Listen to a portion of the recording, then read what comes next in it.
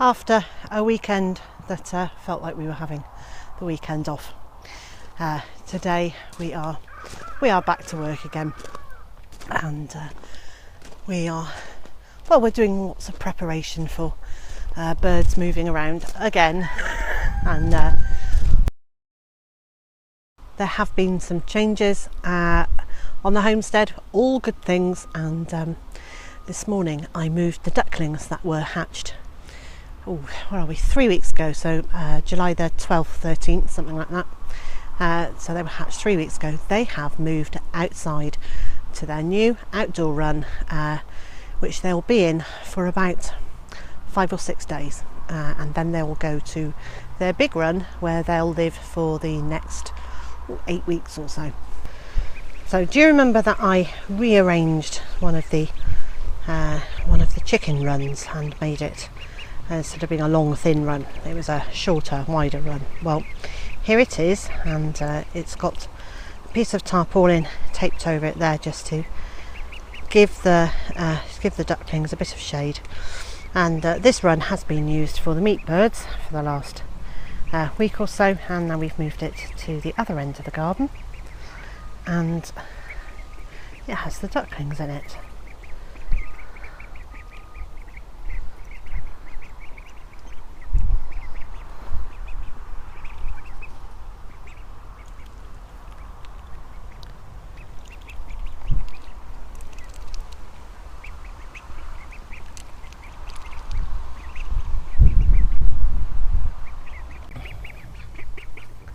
And we thought quite carefully about where we put this run, so we've got it against the fence that divides the duckling enclosure with the main duck field. So there they are on the other side of the fence, and in fact there's one in here. There she is. She's just keeping an eye and watching. So that the little ducklings will be able to see the big ducks and vice versa, and they'll get used to being around each other, which means that eventually when we move this little lot into the main duck flock, it won't be so traumatic for them. They'll have got used to each other, or at least seeing each other through the fence.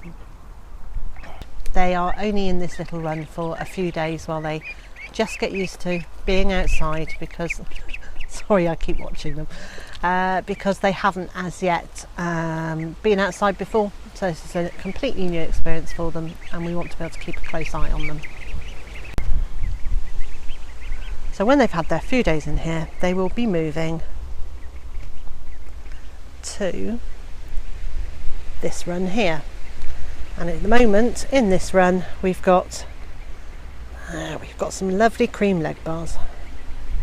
There's a nice boy there, and 4 girls. And once the Legbars have gone off to their new home in Mid Wales, then we can clean out that house and pop the ducklings into there, and that will be their home for several weeks. Now, what I did do earlier in the week, which I'm really pleased to have done, is I've put some windbreak fabric. I think you can see it here. I've put some windbreak fabric around the back of that run, because the wind absolutely rips across here, and if you're just a small duckling and you haven't got all your feathers yet, or you've only got the very start of your feathers, that's going to be a bit nippy, and the way the weather has been at the moment, I wanted to give them as much of a windbreak as I could.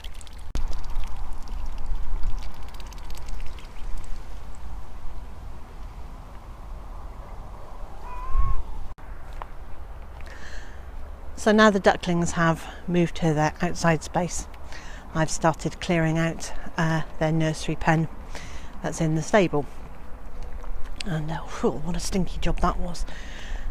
So I'm about halfway, and I just needed to take a break and have some fresh air, because they've had their water in there, and they've done some amazing dibbling, and And because they've had their little washing up bowl filled with water to swim in, the chopped rapeseed straw that was in there had got very wet, and it had actually started, the very underneath layer had started decomposing, which was actually making it all really warm. So it must have been lovely for them, and we were giving them a fresh top layer every day, but it was quite warm.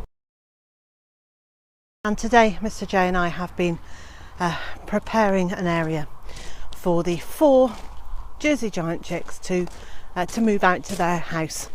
Now we're actually late. We're late in getting them out, but that's just because we've had masses of other things getting on, and I like to move them out of the nursery pen when they're 4 weeks old.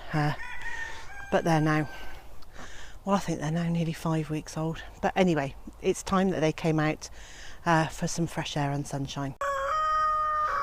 So to that end, Mr. J has been mowing the grass between the bird enclosures and the food forest over there, and getting a space ready for this house. I've been treating the house with an organic mite. Gosh, the birds are noisy. I'm sorry about that. With an organic mite repellent, and that now has to sit and air for at least 24 hours before I make it all up ready for them to go in there. But so they're going into that house, which is right next to the Jersey Giants, so they get used to seeing each other. And then when we move the 4 little ones into the chicken palace with the Jersey Giants, it won't be such a shock for either of the groups, the babies or the adults, because they'll be used to seeing each other. Now the other thing that I've done is I've laid down some weed suppressor membrane here. It's not a ski slope, it's it's not one of those fabulous water slides, it is actually just to suppress the weeds, because this is the area in front of the compost bins here, and poor old Mr. J has to mow this every week, and it's a bit pointless because we're not using it for anything. The birds don't come on it, and I just want to be able to get a wheelbarrow out, or my cart up and down along here. So here's the edge of the Jersey Giant field, and I'm just going to cover this all the way down with wood chippings, and put an extra little bit between the edge of the plastic and the fence there to cover that up too, so that we've just got a nice clear tidy space, because these are my working areas, and I want to be able to access these without constantly fighting with buttercups. And as you can see, the buttercups are creeping up and through the compost heap, so I want to try and kill those off as well, and that'll make the compost heap a much more accessible and a much easier place to work. Now it seems that today Big White has got an awful lot to say for himself. Have you got a lot to say for yourself, young man? Have you? You're going to say it again, or are you just going to strut around looking superb? I think he's just going to strut. He's not impressed when I get the camera out. He gets a bit cross about being filmed. Perhaps he's camera shy. Haha, tell you who's not camera shy though. You're not camera shy, are you, young man? No, you're not camera shy at all. So I have started filling one of the trolleys with chippings to take down to the pathway, and it's a bit of a long old slog this, but you know, it's so worth it in the end, because the pathway is only 1 metre wide at the moment. One trolley load of wood chippings goes quite a long way along it, but I've got some helpers, and the chickens have all come to inspect, and all want to help pick through it and just see if there's anything that's worth having in it. Oh, bless them. So I think once I've extended the pathway right up to the edge of their netting gate there, they're going to enjoy it so much. I might leave that piled up actually, just so that they can pick through it. Oh, they are funny girls. Well, before I finish putting the wood chippings on the path, I'm going to head inside and have a much needed cup of tea. So wherever you are in the world and whatever you've been up to today, I hope it's been a good one and a productive one for you, and I hope you'll join me again tomorrow.